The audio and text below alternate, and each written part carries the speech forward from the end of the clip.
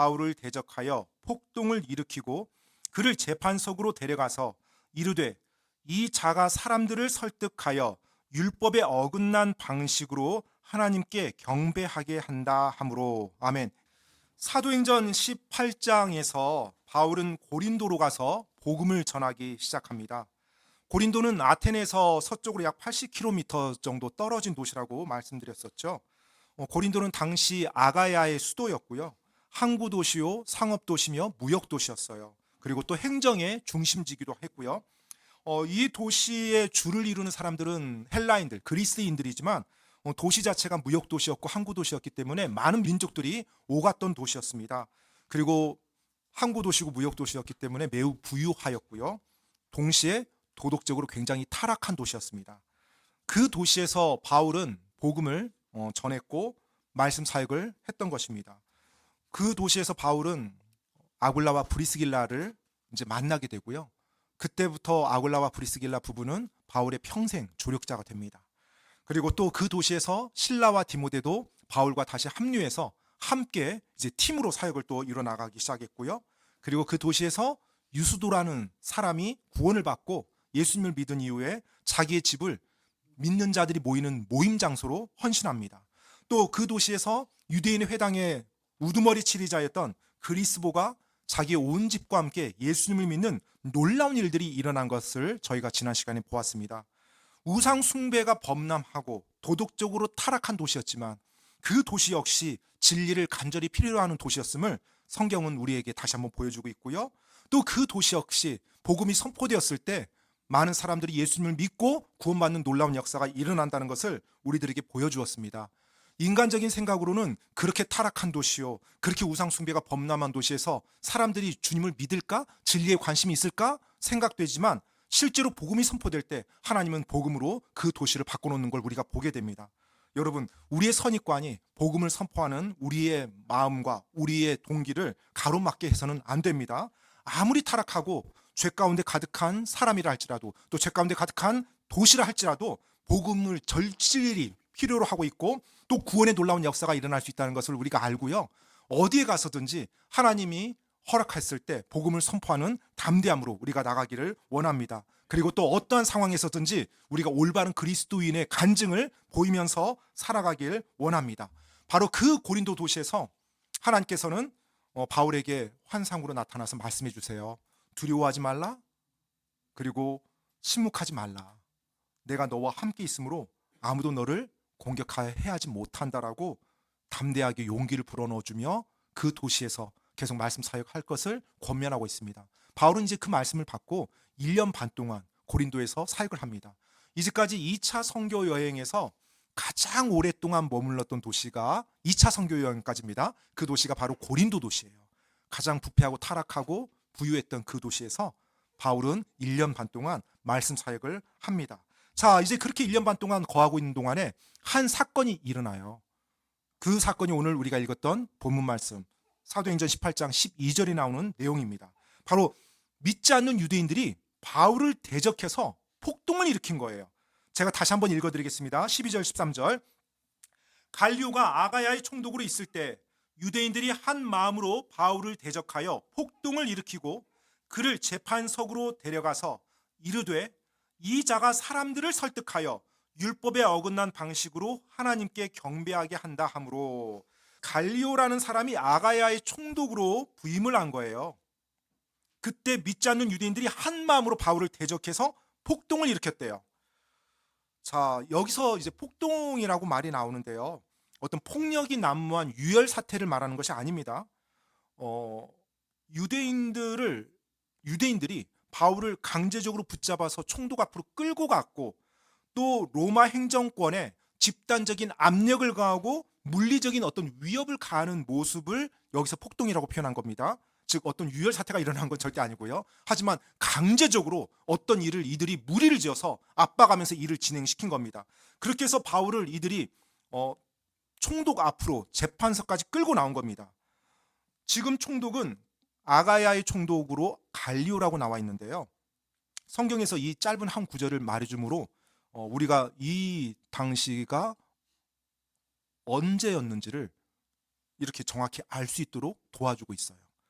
실제 이 갈리오라는 총독은 로마 역사에도 기록된 인물입니다. 그래서 AD 51년에서 52년에 바로 이 아가야 지역의 총독으로 일했던 사람이에요. 그러니까 지금 이 사태가 언제 일어나는 거예요? 바로 AD 51년이나 52년. 아마 51년에 일어났을 가능성이 많아요. 왜냐하면 부임한 지 얼마 안 돼서 이런 일이 일어났을 거니까요. 지금 유대인들은 총독이 부임한 지 얼마 되지 않아서 자신들이 막고자 하고 자신들이 저지시키고자 하는 이 바울을 총독 앞으로 데려가서 바울이 고린도 지역에서 말씀 사역하는 것을 불법으로 규정시키려고 했어요. 일단 로마에서 그것이 불법이라고 규정이 되면 이제 로마의 공권력으로 바울의 모든 사역을 중단시킬 수가 있거든요. 그렇기 때문에 소동까지 일으키고 폭동까지 일으켜서 바울을 데리고 총독 앞으로 데려간 거예요. 이들이 원했던 것은 이제 총독을 통해서 바울이 불법적으로 고린도에서 행했다는 것을 듣는 것이었습니다. 자, 지금 이들 역시 갈리오라는 이 총독이 부임한 지 얼마 되지 않았기 때문에 자신들이 폭동을 일으키고 무언가 주장하는 것이 있으면 총독 입장에서는 질서 유지가 가장 중요한 문제거든요. 특히 로마 제국 당시에. 그러니까 이들이 폭동도 일으키고 소동을 일으켰어요. 그러니까 그들의 말을 빨리 들어주므로 질서 유지하기를 원하는 그런 식으로 이 총독을 이렇게 이끌려고 했던 겁니다. 그러니까 이들의 생각은 정확히 그거였어요. 총독이 부임한 지 얼마 안 됐어요. 이런 문제가 있습니다라고 자신들이 폭동을 일으켰어요. 그럼 총독은 알았어 하고 들어줄게. 그리고 모든 것을 빨리 진정시키려고. 이제 이런 분위기를 아마 원했을 거예요. 그래서 이런 식으로 이제 폭동을 일으킨 거죠. 그런데 이제 이 갈리오 총독이 그들에게서 이제 말을 전합니다. 14절로 16절 말씀 보도록 하겠습니다. 14절로 16절 말씀입니다. 이제 바울이 입을 열려고 할 때 갈리오가 유대인들에게 이르되 오 너희 유대인들아 만일 그것이 부당한 일이나 사악하고 음탕한 짓에 대한 문제라면 내가 참고 너희 말을 들어야 할 이유가 있겠지만 만일 그것이 말과 명칭과 너희 율법에 관한 문제라면 너희가 알아서 하라. 나는 그런 일에 재판관이 되기를 원치 아니하노라 하고 그들을 재판석에서 쫓아내니. 자, 이제 재판석 앞에 바울이 끌려갔습니다. 당연히 고소를 당해서 끌려갔으니까 신문을 받겠죠. 신문 받아서 말을 하려고 바울이 입을 열려고 하니까 갈리오 총독이 그걸 막고 먼저 본인이 말을 합니다. 유대인들에게. 그러면서 뭐라고 말해요? 이 일이 부당한 일이거나 사악하거나 음탕한 짓이면 내가 재판을 하겠다. 그런데 이것이 너희 종교의 말과 명칭과 율법에 관한 문제라면 나를 이 일에 끌어들이지 마라. 이렇게 말을 한 거예요. 지금 바울이 말하기도 전입니다. 즉 어떤 상황이냐면 여러분 이걸 재판으로 받는 것조차 거부하겠다는 거예요. 갈리오 총독은 굉장히 분별력이 있었던 총독 같아요. 그리고 유대인들이 어떤 의도로 지금 바울을 데리고 오고 폭동을 일으켰는지 정확히 간파했던 것 같아요. 여러분 이 당시 지금 우리가 한 가지 좀 알아야 될 게 뭐냐면 로마에서는 고소를 남발하는 것을 굉장히 싫어했습니다. 이 당시 로마 제국. 생각해 보세요. 여러 나라들을 정복한 제국이잖아요. 그러면 그 정복한 자신들의 로마 제국 안에서 정복한 그 영토들이 어떻게 운영되길 원할까요? 안정되게 운영되길 원해요. 세금 잘 내고 폭동 안 일어나고 로마 제국에 이렇게 순종하면서. 그렇기 때문에 질서 유지가 항상 어느 지역이든지 큰 이슈였어요. 그래서 고소가 남발하는 것을 굉장히 싫어했습니다. 이를 억제하기 위해서 로마법에는 여러 가지 법적인 그리고 관습적인 장치까지 다 구비해 놨어요. 왜냐하면 고소가 남발하게 되면 그 지역을 다스리고 질서를 유지하는 총독과 행정관들이 어디에 신경 써야 돼요? 재판하는 데 모든 신경을 다 써야 돼요. 그럼 정작 돌아볼 일을 돌아보지 못합니다. 이 당시에 뭐 사법권, 행정권, 입법부가 이렇게 나눠진 게 아니니까요. 그래서 어떤 사소한 분쟁이라든지 말도 안 되는 일로 고소하게 되면 공권력을 낭비시켰다는 이유로 심지어 그것을 그 벌금을 부과하기도 하고 처벌까지 줬어요. 잘못된 고소에 대해서는. 그리고 또 총독들의 경우에는 즉결 기각이라는 권한도 있었어요. 즉 누군가가 고소하러 왔는데 총독이 들어보니까 말도 안 되는 거야. 그러면 총독 권한에서 이걸 재판으로 상정도 하지 않고 바로 퇴거 명령을 시켜버리는 겁니다. 퇴정 명령을 시키는 거예요. 퇴정 명령을. 이런 권한들이 바로 이 총독에게 있었던 거예요. 지금 우리가 사도행전 18장에서 보는 갈리오 총독이 이 권한을 사용한 겁니다. 자기가 봤을 때 이건 종교 문제지. 지금 유대인들이 자신들이 원하는 걸 끌어내려고 지금 폭동을 일으켜서 바울이라는 사람 데려왔다는 것을 간파한 것입니다. 그래서 총독의 권한을 가지고서 그들에게 퇴정 명령을 시킨 겁니다. 자, 이제 퇴정 명령을 시키면 여러분 이게 어떤 의미가 있냐면 고소인들에게는 공개적으로 수치와 망신을 주는 거예요. 사람들이 모인 가운데 퇴정 명령을 받았을 때, 그리고 퇴정 명령을 시켰을 때는 그 고소의 사안에 따라서 관습적인 처벌을 암묵적으로 허락하는 것도 있어요. 관습적인 처벌을. 왜냐하면 지금 수많은 사람들이 모였잖아요. 총독과 행정관들이 모였잖아요. 그런데 말도 안 되는 거 가지고 고소를 했어요. 그런데 재판이 안 이루어졌기 때문에 공식적인 처벌은 이루어지지 못해요. 그런데 이 사람에 대해서 어떤 페널티를 줘야 되잖아요. 그래서 관습적인 처벌이 있었어요. 그것이 뭐냐면 그곳에 모인 사람들이 물리적인 제압을 하는 거예요. 그리고 그것을 묵인해줘요. 총독이 암묵적으로. 바로 그 일이 지금 17절에 일어난 겁니다. 사도행전 18장 17절 말씀 한번 보겠습니다. 이에 모든 그리스 사람들이라면 그 자리에 있었던 사람들입니다. 회당의 우두머리 치리자 소스데네를 붙잡아 재판석 앞에서 때리니라. 그러나 갈리오는 그 일들 중 어떤 것에도 관심을 두지 아니하였더라. 자, 지금 이 상황이 일어난 겁니다. 즉 사람들이 지금 잘못된 고소라는 이야기를 듣고 총독을 비롯한 모든 행정관들, 그리고 자신들의 모든 주의를 끌어왔던 거짓 고소자, 잘못된 고소한 사람들에게 이제 물리적인 압박을 가는 거예요. 그런데 유대인들이 이 일을 했잖아요. 그러니까 유대인들 전체를 다 할 수는 없고 유대인들의 치리자였던, 우두머리 치리자였던 소스데네를 대표적으로 한 사람을 데려다가 붙잡고 때리는데 어디서 때려요?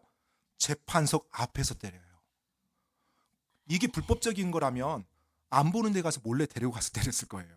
그런데 지금 재판석 앞에서 총독이 보는 앞에서 때린단 말이에요. 이 말이 무슨 말이에요? 무질서 가운데서 지금 이루어지는 게 아니에요. 총독과 행정관들이 다 있는 가운데 로마 제국의 정부의 주도권 하에서 안전하게 질서가 유지된 가운데서 이 때리는 것이 이루어지는 겁니다. 그리고 그것을 암묵적으로 허락하는 거고요. 왜요? 잘못된 고소로 모든 행정력을 낭비시켰기 때문에 그래요. 그 일이 지금 이 소스데네에게 일어난 겁니다. 왜냐하면 회당의 우두머리 치리자였기 때문에요. 자, 참고로 이 소스데네에 대해서 잠깐 말씀드리면 우리가 18장 8절에서 보면 회당의 우두머리 치리자 그리스보가 나옵니다. 8절에. 그런데 그 그리스보가 어떻게 됐어요? 예수님을 믿고 구원받았다고 나와 있어요. 그의 온 집안이. 당시 회당의 우두머리 치리자는 회당에서 예배 질서를 감독하고 유대교의 교육과 가르침을 관장하는 사람이었어요.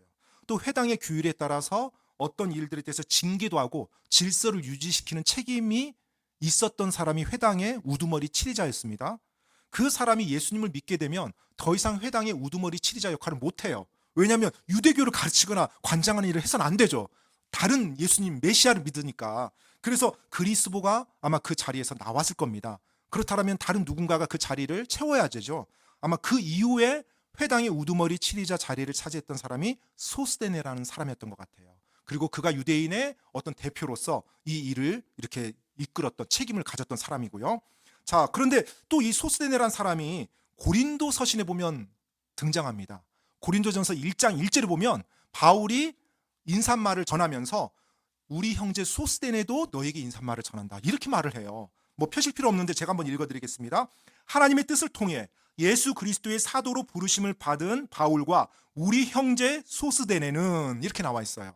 자, 그럼 이 고린도전서에 나온 소스데네와 사도행전에 나온 소스데네가 같은 사람일까요?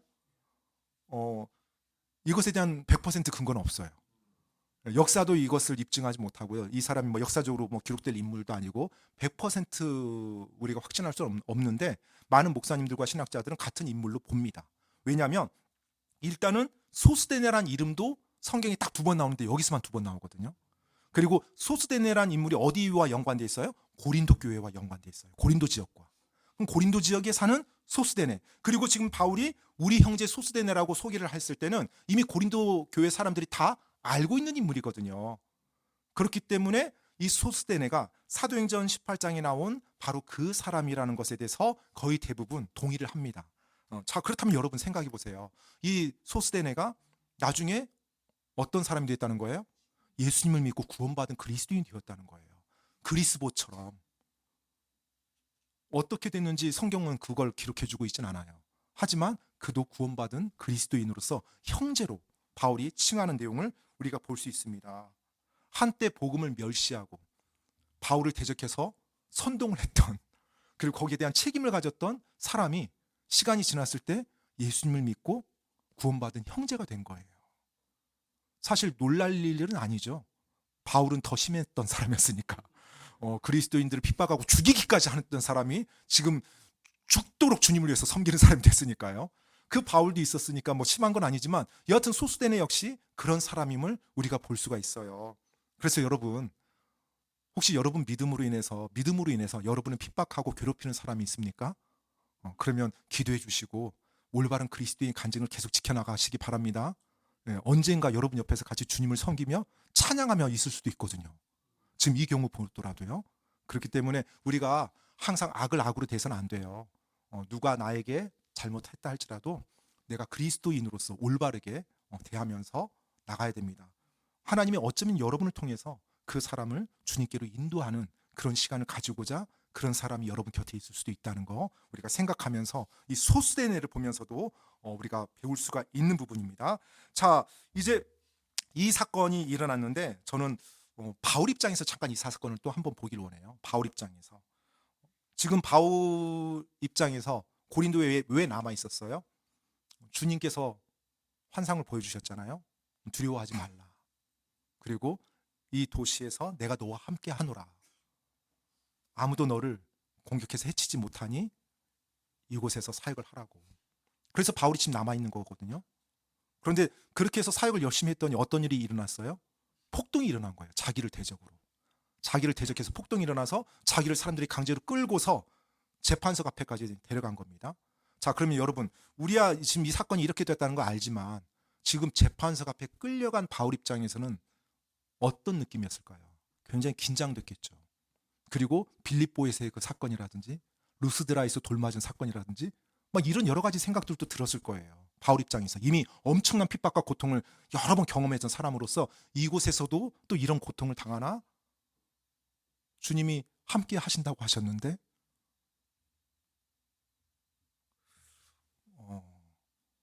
여러분, 우리가 기억해야 할 것이 있습니다. 주님이 함께 하신다는 의미가 내 인생에서 어려움과 문제가 전혀 없이 살아갈 수 있게 해준다는 의미가 아닙니다. 주님께서 함께 하신다는 것은 내 인생의 어려움과 문제들이 있다 할지라도 그 안에서 주님이 나와 함께 하시며 내 손을 붙들어서 그 가운데서 내가 능히 이겨나갈 수 있도록 지켜주신다는 거예요. 그리고 그 일을 통해서 내가 원하는 일이 아니라 주님이 원하시는 일이 이루어지게 만들어준다는 것이 주님이 우리와 함께 하신다는 거예요. 주님이 우리와 함께 하신다는 것. 나는 이 문제도 없고 어려움도 없고 시련도 없고 항상 해피하고 즐겁고 편안하고 이런 거 없습니다. 그런 생각한다면 여러분 잘못 지금 착각하는 거예요. 기복신앙이고 뭔가 우리가 하나님을 잘못 이해하고 있는 것입니다. 하나님은 우리가 그분을 더 많이 알기 원하고 그분과 친밀해지기 원하고 그분을 우리가 더 사랑하고 더 붙잡고 그분의 권능을 우리가 경험하기를 원하세요. 그래서 우리 삶의 여러 가지 많은 일들이 이 죄 많은 세상 속에서 우리도 부딪혀면서 나가야 되는 일들이 펼쳐집니다. 그럴 때 주님이 함께 하신다는 것은 내가 언제라도 그 주님을 붙잡을 수 있다는 거고 주님이 나를 버리지 않는다는 것이고 내가 그분을 붙잡고 나갈 때 그 일을 넉넉히 이겨나갈 수 있다는 것이고 그렇게 이겨나갔을 때 내 삶이 주님과 더욱더 친밀해지고 주님과 더욱더 하나 되고 주님 품에 안겨있는 내 모습으로 변화된다는 거예요. 바로 그것이 주님이 나와 함께 해주신다는 약속입니다. 그래서 여러분 눈앞에 보이는 상황만으로 모든 것을 판단하지 마십시오. 때때로는 그 상황이 지금 지나가서 더 놀라운 영광을 맛보게 하기 위해서 하나의 과정일 수도 있다는 거 여러분 기억하십시오. 눈앞에 보이는 상황, 그것이 내 삶의 모든 결과가 아니라는 거, 모든 결론이 아니라는 거 여러분 이해하시면서 주님 붙잡고 나가시기 바랍니다. 눈앞의 상황만으로 판단했다라면 바울은 지금 바울의 모습이 아니었을 거예요. 이미 빌립보 감옥에서 채찍 맞고 그 지하 감옥에 던져졌을 때 하나님을 저주하면서 그 사역을 포기했겠죠. 눈앞에 보이는 상황, 그것이 내 삶의 모든 결과, 결론이 아니라는 거, 어쩌면 하나님이 아름답게 내 삶에서 역사하기 위해서 지금 그 상황을 극적으로 만들기 위해서 내 삶을 이끌어갈 수도 있다는 그 과정이라는 걸 여러분 생각하시면서 주님이 나와 함께 하시고 그분 붙잡으면서 가면 된다는 거 여러분 잊지 마시기 바랍니다. 바로 어떤 상황에서도 하나님을 의지하고 그분의 말씀에 순종하면서 나갈 때 어려움과 문제를 뚫고 지나갈 것이고요. 뚫고 지나간 이후에 그분과 더욱더 친밀해진 내 모습을 우리가 보게 될 것입니다. 바울은 재판석 앞에 섰을 때 긴장됐겠죠. 하지만 어떤 상황이 일어났어요? 자기가 변호조차 하기 전에 이미 총독이 나서서 모든 것을 정리해 주셨고 말 그대로 해 입은 게 하나도 없었어요. 그리고 오히려 어떤 일이 일어났어요? 로마 정부로부터 바울의 복음 사역이 불법적이 아니라는 것을 공식적으로 허가받은 상황이 돼버렸어요. 그래서 그 이후로부터는 이제 바울의 복음 사역에 대해서 누가 뭐라고 말 못해요. 왜냐하면 이미 총독이 인정해 줬잖아요. 바로 그 부분에 대해서 불법이 아니라는 것을. 그래서 오히려 로마 시민권을 가지고 더 담대하게 복음 사역을 할 수 있는 그런 계기가 된 것을 우리가 볼 수가 있습니다. 자, 이제 그렇게 고린도에서 사역을 하고 난 이후에 바울이 이제 고린도 사역을 마무리하고 이제 선교 여행을 마치고자 예루살렘과 안디옥으로 돌아갈 계획을 세웁니다. 사도행전 18장 18절 말씀입니다. 사도행전 18장 18절 말씀. 이 일 뒤에도 바울은 거기서 꽤 오래 머물다가 고린도에 꽤 오래 머물렀다는 거죠. 형제들과 작별하고 브리스길라와 아굴라와 함께 거기서 배를 타고 시리아로 떠났는데 바울이 서원한 것이 있었으므로 갱그레아에서 머리를 깎았더라. 자, 이제 바울은 고린도를 떠나서 시리아로 향합니다. 시리아라고 하면 안디옥이 있는 곳이죠. 그런데 브리스길라와 아굴라와 함께 떠났다고 말하고 있어요. 브리스길라 아굴라가 이제 바울과 함께 동행을 합니다. 그리고 방금 18절에서 보니까 바울이 무언가 서운한 것이 있어서 갱그레아에서 머리를 깎았다고 합니다. 이 갱그레아면 제가 지난 시간에 말씀드렸던 것처럼 고린도의 항구 도시입니다. 항구 도시. 그곳에서 머리를 깎았어요. 성경에는 바울이 무엇에 대해서 서운했는지 말해주고 있지 않아요. 그리고 그 서운한 것에 대해서 머리를 깎았다고만 말이 나옵니다. 모르죠.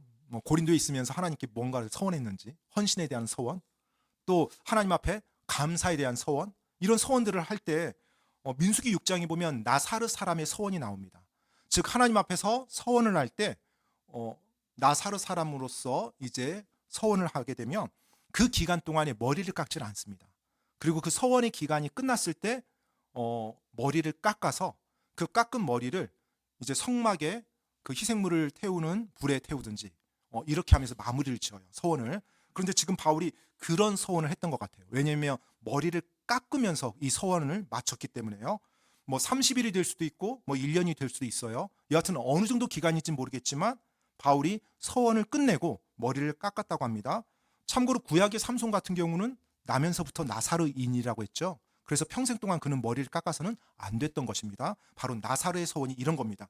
보통의 경우는 대부분의 경우죠. 대부분의 경우는 태어나면서부터 나사르인이 아니라 자기가 주님을 섬기고 하나님을 섬기면서 어떠한 부분에서 서원할 때 이 나사르 서원을 합니다. 그러면 그 기간 동안에는 이제 포도 음료도 이제 금지하고 그리고 머리도 깎지를 않는 것입니다. 자, 바울이 그런 서원을 한 거예요.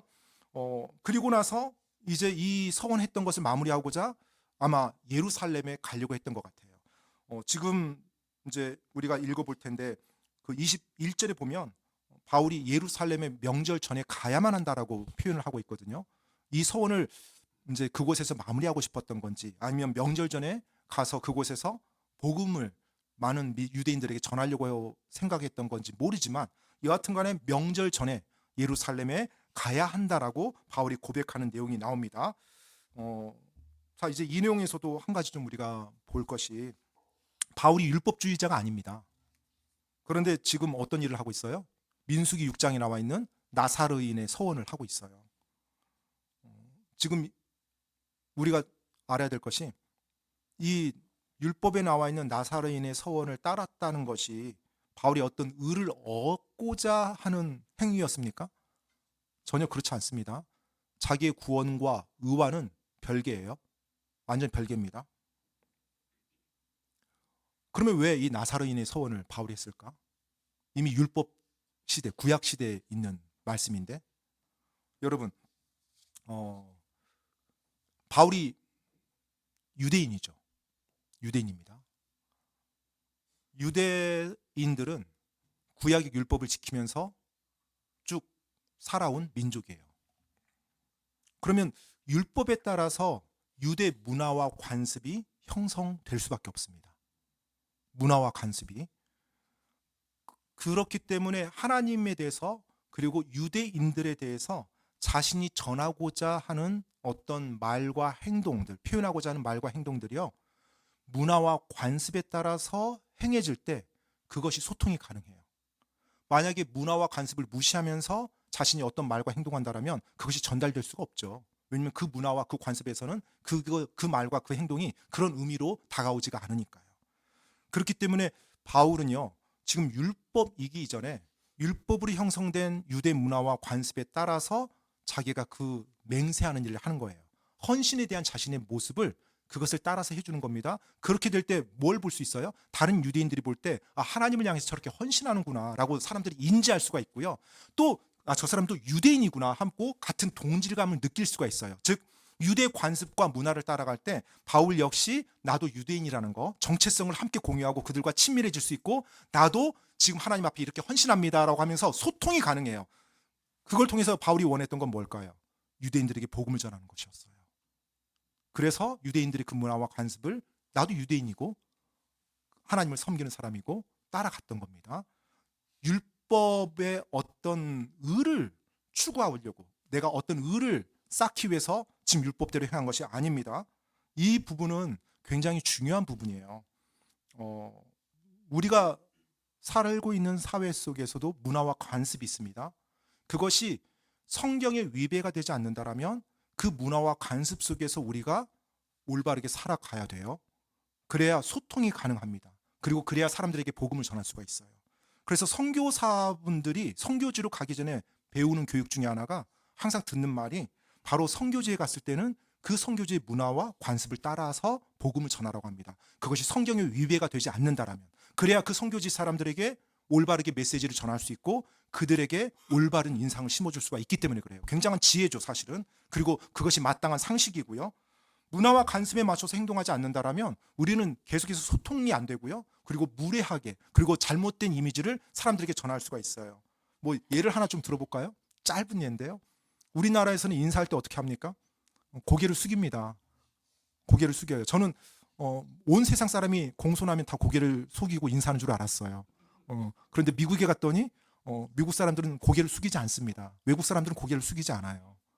이 고개 숙이는 것이 이 동양권 몇 나라에서만 해당되는 문화였던 거예요. 그러니까 잘 생각해 보세요. 어떤 선교사가, 젊은 선교사가 한국에 왔어요. 그런데 한국의 문화를 이제 배웠는데 나는 미국 사람이야 하고 그 문화와 관습을 따르지 않습니다. 그래서 어디 이제 가서 나이 드신 어르신들, 할아버지 할머니한테 전도하러 가는데 인사를 해요. 근데 뻣뻣하게 하면서 안녕하세요 하면서 이렇게 하고 목을 뻣뻣하게 있다. 그러면 그분들이 어떻게 바라볼까요?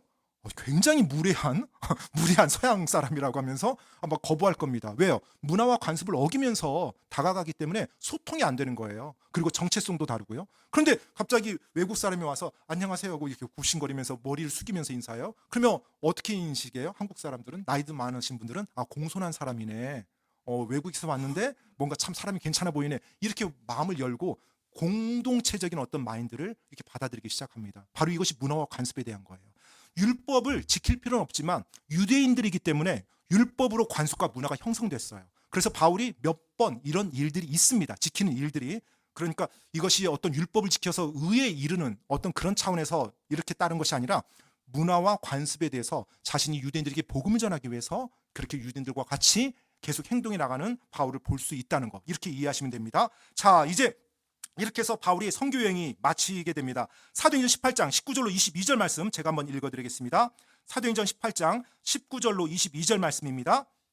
그가 에베소로 와서 그들을 거기 남겨두었으나 자기는 회당에 들어가 유대인들과 토론하니라. 그들이 그에게 자기들과 함께 더 오래 머물 것을 청하되 그가 동의하지 아니하고 그들에게 작별을 구하며 이르되 내가 무슨 일이 있어도 다가오는 이 명절은 반드시 예루살렘에서 지켜야 하리라. 그러나 만일 하나님께서 원하시면 내가 다시 너희에게 돌아오리라 하고는 에베소에서 배를 타고 떠나 가이사라에 내린 뒤 올라가서 교회 문안하고 안디옥으로 내려가. 자, 22절까지 제가 읽었습니다. 자, 이제 안디옥으로 돌아가는 길에 바울은 에베소를 들립니다. 에베소에 도착하자마자 바울은 회당에 들어가서 유대인들과 토론을 해요. 그런데 이 에베소의 유대인들이 바울이 전하는 말에 관심이 많은 거예요. 그래서 바울이 떠나려고 하니까 더 오래 머물 것을 청합니다. 그런데도 불구하고 바울이 지금 명절 전에 예루살렘에 가고자 하는 그 계획으로 말미암아서 그들에게 작별을 구하고 떠납니다. 떠나면서 하나님께서 원하신다면 내가 다시 에베소로 오겠노라라고 약속을 하고 떠나요. 그리고 이제 우리가 19장에서 보게 되겠지만 이 에베소로 바울이 다시 돌아옵니다. 3차 여행 때. 그리고 에베소에서 거의 2년 반에서 3년 정도를 이제 머무르는 그런 놀라운 또 일이 일어나요. 아마 이제 다음번에 이제 볼 텐데 바로 이 바울이 에베소에서 이렇게 회당에서 처음에 말씀을 전하고 떠납니다. 떠나고 난 이후에 22절에 보니까 한 구절이 나와 있죠. 가이사라에 내린 뒤 올라가서 교회 문안하고 안디옥으로 내려가. 지금 이 짧은 한 문구에 세 도시가 언급이 됩니다. 세 도시가 보이나요? 예, 가이사라, 안디옥이 나왔어요. 한 도시는 어딜까요? 예루살렘입니다. 자, 가이사라에 내린 뒤 왜냐하면 배를 타고 갔기 때문에 예루살렘으로 가려면 항구 도시로 가야 됐어요. 유대 항구 도시. 그 유대 항구 도시가 가이사라예요. 그리고 올라가서 교회 문안하고 올라간다라는 표현. 여러분 복음서와 사도행전에서 올라간다라고 문맥에 따라서 봐야 되겠지만 올라간다라고 나오면 항상 예루살렘입니다. 실제 예루살렘이 지형적으로도 해발 750m 고지대에 있었던 도시예요. 750m.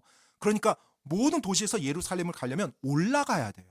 그리고 또 신학적으로도요. 이 예루살렘에 하나님의 성전이 있었어요. 예루살렘 성전이. 그래서 신학적으로도 하나님께 나간다, 올라간다라는 표현을 써요. 즉 지형적으로 신학적으로 올라간다라는 표현을 항상 예루살렘 도시를 향해서 썼던 것입니다. 그래서 올라가서 교회 문안하고 그럼 이 교회는 어떤 교회일까요? 예루살렘 교회예요. 예루살렘 교회 문안하고 나서 그 다음에 안디옥으로 내려가. 자, 예루살렘으로 올라갔으니까 이제 예루살렘에서 다른 도시로 가려면 어떻게 해야 돼요? 내려가는 거예요. 내려가는 겁니다. 뭐 북쪽이든 남쪽이든 동쪽이든 서쪽이든 상관없어요. 그냥 지형적으로 내려가야 돼요. 그래서 안디옥으로 내려가라고 이렇게 나와 있습니다. 자, 그리고 나서 23절에 보니까 뭐라고 표현되어 있어요? 거기서 얼마를 지내고 떠나서 이 거기가 안디옥이죠. 안디옥 교회 가서 이제 얼마를 지낸 겁니다. 그리고 갈라디아와 부르기아와 온 지방을 차례대로 다니며 모든 제자들을 강하게 하니라. 이제 3차 선교 여행이 23절에서 이렇게 갑자기 시작이 돼요. 뭔가 이렇게 매듭짓고 뭔가 좀 이렇게 웅장하게 시작되는 게 아니라 그냥 2차 선교 여행이 끝난 것 같은데 바로 3차로 들어갑니다. 23절에서 한 번에 딱 변환이 되는 거예요. 갈라디아와 부르기아의 온 지방을 차례대로 다니며 모든 제자들을 강하게 하니라. 바울이 이제 3차를 떠나면서 3차 선교여행을 떠나면서 더베, 이고니움, 루스드라, 비시디아 안디옥 1차 여행 때 가서 교회를 세웠던 그곳으로 다시 또 돌아갑니다. 그곳에 가서 주님을 믿고 신실하게 교회에서 섬기는 그 제자들을 돌아보며 그들을 강하게 세워주고자 했던 거예요. 그래서 이 지역은 2차 선교여행 때도 갔고 3차 때도 또 갑니다. 이 지역은. 그래서 계속해서 바울이 그들에게 관심을 가지고 그들을 도와주며 그들을 세워주는 그 모습을 볼 수가 있어요. 자, 여러분 지금 안디옥에서 바울이 이제 얼마를 지내고 이렇게 표현이 돼 있어요. 얼마를 지냈다고 하니까 뭐 하루 이틀은 아니었을 것 같고요. 이제 많은 신학자들 한 몇 개월 됐을 거다. 근데 1년 이상은 아니었을 거고요. 이제 오래 머물렀다는 표현이 없으니까 한 몇 개월, 뭐 2개월이 될 수도 있고 6개월이 될 수도 있고 이렇게 예측하는데 그 머물렀던 기간 동안 바울이 뭘 했을까요? 그곳에서 선교 보고를 했죠. 선교 보고를 합니다. 왜냐하면 이 안디옥 교회가 모교회고 파송 교회니까 그곳에서 자신의 사역에 대해서 이야기를 해줘요. 2차 선교 여행을 마치고 안디옥 교회에서 선교 보고를 하고 자신이 하나님과 경험했던 것들을 간증할 때 그 간증을 듣고 선교 보고를 듣는 안디옥 교회 성도들은 얼마나 막 기뻤을까요? 2차 선교행을 떠날 때만 하더라도 이들은 바울이 유럽까지 갈 거라고 상상을 못했어요. 왜냐하면 바울조차도 자기가 유럽으로 갈 걸 생각 안 했거든요. 그냥 아시아 지역까지만 돌다가 다시 올 생각으로 1차 선교여행처럼. 그런데 하나님의 강권적인 개입으로 말미암아서 유럽까지 넘어간 거잖아요. 바로 빌립보, 데살로니가, 베레아, 아테네, 고린도 이 유럽 지역까지 다 간 거예요. 그리고 나서 돌아와서 그곳에서 하나님이 어떻게 역사했는지 바울이 막 선교 보고하면서 간증할 때 얼마나 뜨거웠을까요? 저는 이 빌립보 감옥에 갇혀졌을 때 바울이 그걸 어떻게 좀 설명했을까? 채찍에 맞고 피가 흘리고 착고에 묶이고 그런데 지진이 일어났어요. 막 이렇게 말할 때 사람들이 와 하면서 정말로 막 흥분되고 설레고 기뻤을 것 같아요. 왜요? 바로 바울을 통해서 역사하신 그 하나님이 너무나도 위대하고 놀라웠거든요. 그리고 그 하나님을 지금 안디옥 교회 성도들도 자신들이 믿고 있거든요. 그 하나님이 바울을 통해서 저렇게 역사하시는구나. 그것이 그들에게 큰 위로와 힘과 도전이 됐을 거예요. 바로 그것 때문에 우리가 간증을 나눈 거고 하나님을 높이는 것입니다. 왜냐하면 하나님을 함께 믿는 사람들이기 때문에 그래요. 정말로 이 내용을 보면서 타임머신이 있었으면 이 당시 안디옥 교회를 한번 가보고 싶었어요. 저는. 그래서 바울이 선교 보고와 간증을 어떻게 하는지 한번 들어보고 싶고 그 바울의 선교 보고와 간증을 듣는 안디옥 교회 성도들은 어떤 반응을 보였을까? 그리고 얼마나 뜨거웠을까? 그 현장에 있으면 얼마나 감동이 될까? 막 이런 생각을 제가 상상을 해보면서 참 아름답다. 그리고 하나님을 믿는다는 거. 그리고 하나님의 손길을 경험한 사람의 간증. 그리고 그의 하나님을 향한 선포. 이 모든 것이 정말로 믿는 자에게 있어서는 큰 힘과 격려와 그리고 하나님을 찬양하는 감사 제목이 되는구나 이런 생각이 들었어요. 여러분 오늘이 이제 우리가 2025년 마지막 주일입니다. 선교 여행을 마치고 안디옥 교회에 와서 놀라운 그 하나님의 손길을 간증하는 바울 그리고 그것을 듣는 안디옥 교회 성도들의 마음을 가득 채웠던 것이 뭐였을까요? 뭐 제가 그들의 마음을 모르니까 100%알 수는 없지만 최소한 제가 확신할 수 있는 것은 그들의 마음에 바울도 그렇고요. 안디옥 교회 성도들도 그렇고요. 하나님을 향한 찬양과 감사가 가득했을 거예요. 그건 제가 100% 확신할 수 있을 것 같아요. 이들이 정상적인 그리스도인이라면 그렇게 될 수밖에 없어요. 바울은 당연히 그랬을 것이고요. 정말 그들의 마음속에 하나님을 향한 찬양과 감사가 가득했을 거예요. 바울이 편하게 선교 여행해서요? 아니요. 바울의 그 어려움과 많은 시련이 있었지만 그 가운데서도 하나님이 계속해서 바울과 함께 해주고 바울에게 하나님의 손길을 얹어주며 놀라운 일을 바울이 감당할 수 있도록 이끌어주고 그를 지켜주고 보호해 주셨고 그 어려움과 시련을 능히 이겨나갈 수 있도록 해주셨기 때문에 감사와 찬양이 넘쳤던 거예요. 여러분 올 한 해를 마치는 우리에게도 25년도 한 해를 마치는 우리에게도 놀라운 하나님의 손길을 우리가 스스로 바라보면서 하나님을 향한 찬양과 감사로 가득하며 마무리가 되기를 원합니다. 왜 찬양과 감사가 가득해야 돼요? 우리 안에 한 해 동안 편하게 해주셨어요? 내 삶에 문제가 없게 해주셔서요? 돈 잘 벌게 해주셨어요? 물론 뭐 그런 것도 복이라고 하면 복일 수 있습니다. 하지만 그게 지금 중요한 것이 아니에요. 내 삶의 어려움과 때때로 문제가 있고 시련이 닥친다 할지라도 하나님께서 한 해 동안 나와 함께 해주시고 내가 여기까지 올 수 있도록 지켜주시고 보호해 주시고 지금 이렇게 하나님의 말씀을 여러분이 들으며 하나님을 경배하는 자리에 함께 있잖아요. 이 순간까지 하나님이 인도하신 것 이것으로 우리가 하나님께 감사와 찬양을 돌리는 것입니다. 모든 사람이 나를 저버리는 것 같고 모든 사람이 나를 떠난 것 같고 모든 것이 다 사라진 것 같이 느껴진다 할지라도 하나님께서 나를 붙드시고 나를 버리지 아니하시고 나를 지켜주시며 여기까지 인도하셨다는 거. 바로 그 하나님이 내 곁에 계시기 때문에 그리고 그 하나님이 여전히 나의 하나님이 되시기 때문에 내가 그분께 감사와 찬양을 돌릴 수 있는 거예요.